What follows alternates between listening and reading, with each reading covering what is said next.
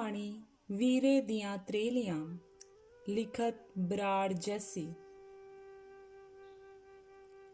ਇਸ ਵਾਰ ਜਦ ਵੀਰਾ ਜੂਨ ਜੁਲਾਈ 2 ਮਹੀਨੇ ਦੀਆਂ ਛੁੱਟੀਆਂ ਆਇਆ ਤਾਂ ਪਰੇਸ਼ਾਨ ਜਿਹਾ ਦਿਖ ਰਿਹਾ ਸੀ। ਮਾਂ ਨੇ ਕਿੰਨੇ ਵਾਰ ਪੁੱਛਿਆ ਕਿ ਜੇ ਬੰਗਲੌਰ ਨਹੀਂ ਦਿਲ ਲੱਗਦਾ ਤਾਂ ਛੱਡ ਦੇ ਨੌਕਰੀ, ਇੱਥੇ ਕਿਤੇ ਲੱਗ ਜਾ, ਨਹੀਂ ਤਾਂ ਆਪਦੇ ਖੇਤੀ ਕਰ ਲਾ।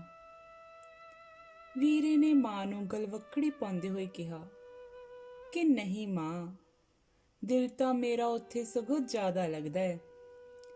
ਘਰ ਆ ਕੇ ਤਾਂ ਵਿਹਲਾ ਬੈੱਡ ਤੇ ਬੈਠਾ ਰਹੀਦਾ, ਨਾਲੇ ਤੁਹਾਨੂੰ ਤੰਗ ਕਰਦਾ ਰਹਿਣਾ ਕਿ ਆਹ ਲਿਆ ਦੋ ਉਹ ਲਿਆ ਦੋ। ਉੱਥੇ ਵਧੀਆ ਹੈ, ਆਪਦਾ ਕਰੀਦਾ ਤੇ ਵਾਧੂ ਘੁੰਮੀ ਫਿਰੀਦਾ। ਮਾਂ ਉਸ ਦੀ ਗੱਲ ਸੁਣ ਚੁੱਪ ਹੋ ਜਾਂਦੀ ਕਿ ਜਿੱਥੇ ਉਸ ਦੀ ਖੁਸ਼ੀ ਹੋਵੇ ਰਹਿ ਲਵੇ।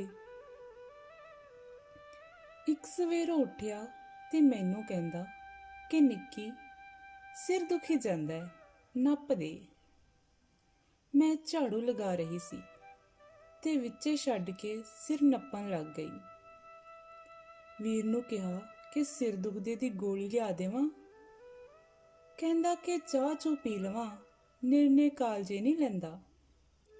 ਗੋਲੀਆਂ ਕਿਹੜਾ ਚੰਗੀਆਂ ਐ, ਉੱਥੇ ਵੀ ਰੋਜ਼ ਹੀ ਖਾਨਾ ਹੈ। ਮੈਂ ਕਿਹਾ ਜ਼ਿਆਦਾ ਪ੍ਰੋਬਲਮ ਹੈ ਤਾਂ ਡਾਕਟਰ ਨੂੰ ਦਿਖਾ ਲਾ। ਡਾਕਟਰ ਦਾ ਨਾਂ ਸੁਣ ਕੇ ਬੈੱਡ ਤੋਂ ਖੜਾ ਹੋ ਕੇ ਕਹਿੰਦਾ, ਚੱਲ ਚਾਹ ਬਣਾ ਦੇ, ਫਿਰ ਗੋਲੀ ਲੈ ਲਵਾਂਗਾ, ਤੇ ਨਾਲੇ ਅੱਜ ਆਪਾਂ ਨਾਨਕੀ ਜਾ ਕੇ ਆਵਾਂਗੇ। ਮੈਂ ਚਾਹ ਬਣਾਈ ਤੇ ਵੀਰੇ ਨੇ ਚਾਹ ਪੀ ਕੇ ਗੋਲੀ ਲੈ ਲਈ। ਮੈਂ ਕੰਮ ਨਿਬੇੜ ਵੀਰੇ ਨਾਲ ਨਾਨਕੀ ਜਾਣ ਨੂੰ ਤਿਆਰ ਹੋ ਗਈ। ਪਿੰਡ ਟੱਪੇ ਹੀ ਸੀ ਕਿ ਵੀਰ ਆਖਣ ਲੱਗਾ ਕਿ ਨਿੱਕੀ, ਪਹਿਲਾਂ ਆਪਾਂ ਮੈਡੀਕਲ ਜਾ ਆਈਏ। ਅਸੀਂ ਫਰੀਦਕੋਟ ਚਲੇ ਗਏ। ਮੈਡੀਕਲ ਪੁੱਜ ਵੀਰ ਨੇ ਕਿਹਾ ਕਿ ਤੂੰ ਕਾਰ 'ਚ ਹੀ ਬੈਠ ਜਾ, ਮੈਂ ਆਇਆ 10 ਕੁ ਮਿੰਟ 'ਚ। ਕਾਰ ਦੇ ਸ਼ੀਸ਼ੇ ਥੱਲੇ ਕਰ ਵੀਰਾ ਹਸਪਤਾਲ ਚਲਾ ਗਿਆ। ਵੀਰ ਨੇ 1.5 ਘੰਟਾ ਲਗਾ ਦਿੱਤਾ। ਮੈਂ ਫੋਨ ਕੀਤਾ ਤੇ ਕਹਿੰਦਾ ਹੁਣੇ ਆਉਣਾ ਹੈ। ਕੋਈ ਕਾਲਜ ਵਾਲਾ ਦੋਸਤ ਮਿਲ ਗਿਆ ਸੀ ਇੱਥੇ। ਫੋਨ ਤੋਂ ਕੁਝ ਟਾਈਮ ਬਾਅਦ ਵੀਰਾ ਆ ਗਿਆ। ਹੱਥ 'ਚ ਕੋਈ ਲਿਫਾਫਾ ਸੀ ਤੇ ਮੈਂ ਵੀ ਨਾ ਪੁੱਛਿਆ ਕਿ ਕੀ ਹੈ। ਇੰਨਾ ਕੁ ਪੁੱਛਿਆ ਕਿ ਕੀ ਕਹਿੰਦਾ ਡਾਕਟਰ। ਕਹਿੰਦਾ ਕੁਝ ਨਹੀਂ, ਮਾਈਗ੍ਰੇਨ ਪ੍ਰੋਬਲਮ ਹੈ। ਉਹਦੇ ਮੱਥੇ ਤੇ ਤਰੇਲੀ ਆਈ ਤੇ ਉਸਨੇ ਮੇਰੀ ਚੁੰਨੀ ਨਾਲ ਮੱਥਾ ਸਾਫ਼ ਕਰ ਲਿਆ। ਮੈਂ ਸੋਚਿਆ ਸ਼ਾਇਦ ਗਰਮੀ ਕਰਕੇ ਪਸੀਨਾ ਆ ਗਿਆ ਹੋਣਾ। ਅਸੀਂ ਨਾਨਕੀ ਗਏ ਤੇ ਮਿਲ ਕੇ ਮੁੜ ਆਏ। ਉਸ ਦਿਨ ਤੋਂ ਬਾਅਦ ਵੀਰਾ ਉਖੜਿਆ ਰਹਿਣ ਲੱਗਾ। 4 ਕੁ ਦਿਨ ਬਾਅਦ ਫਿਰ ਕਹਿੰਦਾ ਕਿ ਮੈਂ ਫਰੀਦਕੋਟ ਜਾ ਕੇ ਆਉਣਾ। ਡਾਕਟਰ ਨੇ ਕਿਹਾ ਸੀ ਕਿ 2-3 ਵਾਰ ਦਵਾਈ ਖਾ ਕੇ ਲਗਾਤਾਰ, ਫਿਰ ਠੀਕ ਹੋ ਜੂ ਸਿਰ ਦਰਦ ਦੀ ਪ੍ਰੋਬਲਮ। 2-3 ਵਾਰ ਉਹ ਫਿਰ ਇਕੱਲਾ ਗਿਆ ਤੇ ਮੁੜ ਆਉਂਦਾ। ਮੇਰੀ ਕਿਸੇ ਸਹੇਲੀ ਨੇ ਦੱਸਿਆ ਸੀ ਕਿ ਫਰੀਦਕੋਟ ਸਕਿਨ ਪ੍ਰੋਬਲਮ ਦੀ ਦਵਾਈ ਵੀ ਦਿੰਦੇ ਆ। ਫਿੰਸਨੀਆਂ ਤੇ ਦਾਗ ਜਮਾ ਖਤਮ ਕਰ ਦਿੰਦੇ ਆ। ਮੈਂ ਵੀਰ ਨੂੰ ਕਿਹਾ ਕਿ ਹੁਣ ਫਰੀਦਕੋਟ ਗਿਆ ਤਾਂ ਮੈਨੂੰ ਵੀ ਨਾਲ ਲੈ ਜਾਈਂ।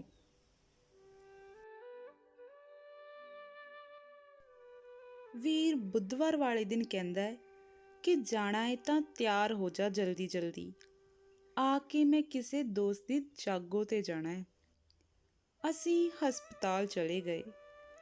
ਪਰਚੀ ਕਟਾ ਚਮੜੀ ਵਾਲੇ ਡਾਕਟਰ ਦੇ ਬਾਹਰ ਲੱਗੀਆਂ ਕੁਰਸੀਆਂ ਤੇ ਬਿਠਾ ਵੀਰ ਆਪ ਇਹ ਕਹਿ ਕੇ ਚਲਾ ਗਿਆ ਕਿ ਮੈਂ ਵੀ ਦਵਾਈ ਲੈ ਆਵਾਂ।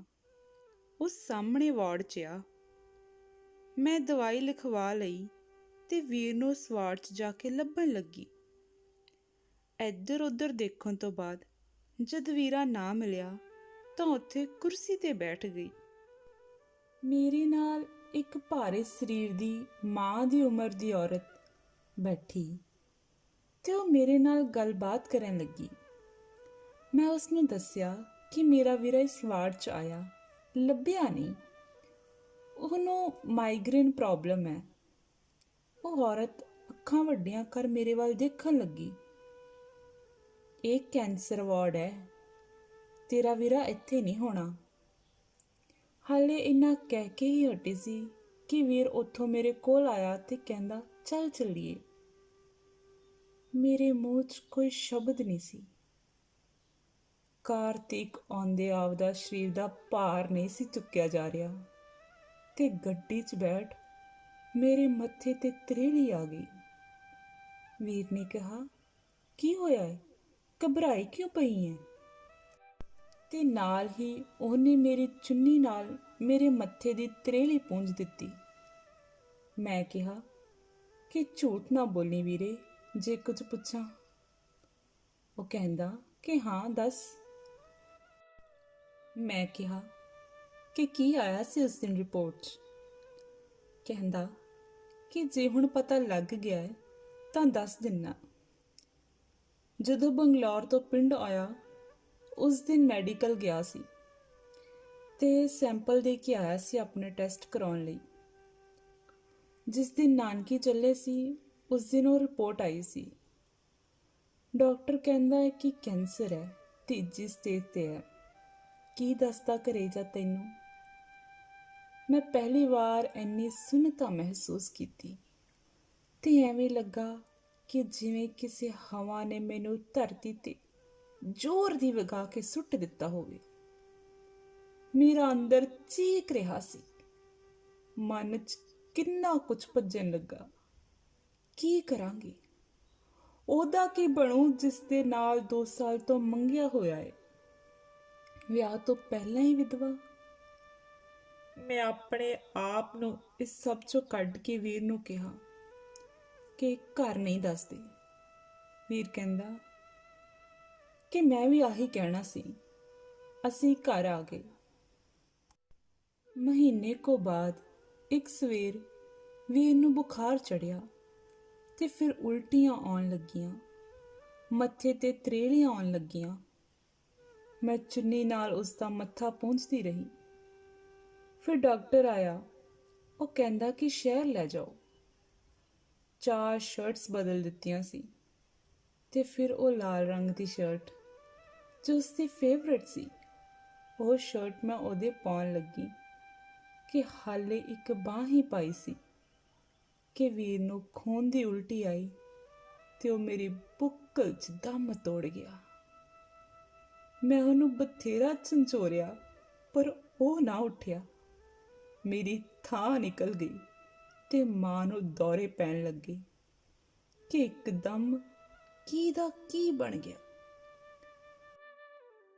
ਸੰਸਕਾਰ ਹੋ ਗਿਆ ਤੇ ਚੰਨ ਵਰਗਾ ਵੀਰ ਤਾਰਾ ਬਣ ਗਿਆ, ਜਿਹਨੇ ਕਦੇ ਨਹੀਂ ਮੁੜਨਾ।